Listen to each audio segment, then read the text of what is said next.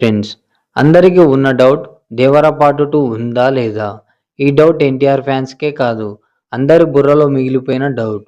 ఈ వీడియోలో 'దేవర పార్ట్ 2' ఉంటుందా లేదా అనేది మాట్లాడుకుందాం.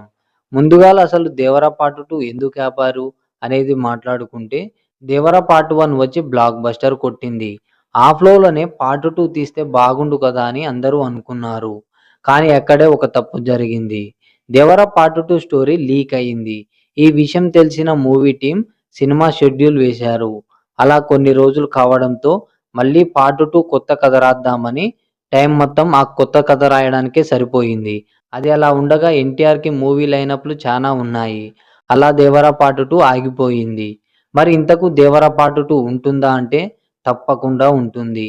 ఈ మూవీని 2027లో షూటింగ్ మొదలు పెడదాం అనుకుంటున్నారు. ఎందుకు మరి ఇంత లేట్ అంటే ఎన్టీఆర్, ప్రశాంత్ నీల్ కాంబినేషన్‌లో వస్తున్న మూవీ తర్వాత ఈ 'దేవర పార్ట్ 2'ని తీద్దామనుకుంటున్నారు.